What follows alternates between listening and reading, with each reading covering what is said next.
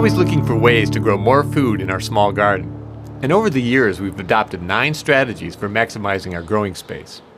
Today I thought I'd share these strategies with you in the form of 9 simple tips.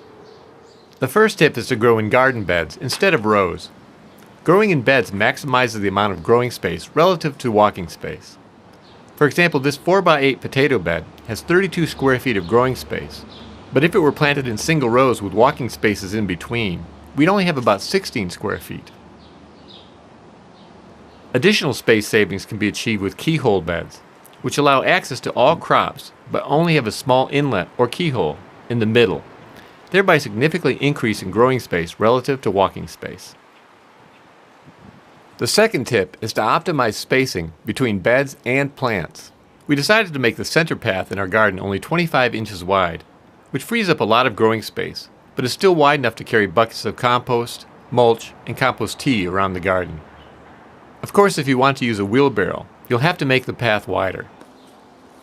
The paths between the beds on either side of the garden are only 18 inches wide. We find this width to be just right.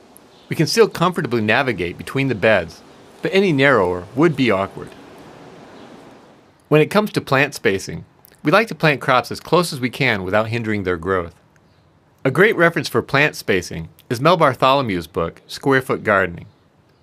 We often follow Mel's recommendation to the letter.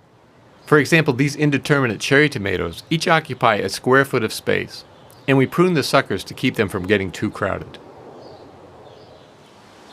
Tip number 3 is to grow vertically. This may be the best space-saving tip of all. If you've ever seen a squash or pumpkin plant sprawled out on the ground, you'll know how much space can be saved by growing vertically. We grow a wide variety of crops on trellises, including tomatoes, peas, pole beans, winter squash, pumpkins, and Malabar spinach. Growing these vining crops vertically frees up a lot of room for other crops. In the future, we hope to grow some non-vining crops vertically as well, using other vertical growing systems. The fourth tip is succession planting, which is a great way to keep a bed continually producing. One example of succession planting is here in our potato bed. As the potato plants are starting to die back and the potato harvest draws near, we're already planning what will take their place. After the harvest, we'll plant carrots, rutabagas, beets, kale, collards, and Swiss chard for a late summer and fall harvest. We chose these crops in part because it's important to consider crop rotation and not follow one crop with another related crop. Tip number 5 is interplanting. A recent example of interplanting in our garden was when I planted sunchokes and radishes in the same bed this spring. Even though I had already fully planted the bed with sunchokes, I also planted radishes, hoping they'd mature quickly and be ready for harvest before being completely shaded out by the sunchokes. The plan worked well, and the radishes were ready to harvest just as the sunchokes really started to take off.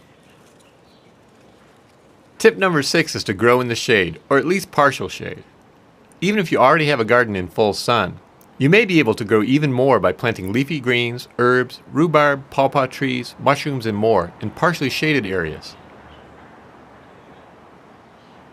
Tip number 7 is to grow food in your front yard.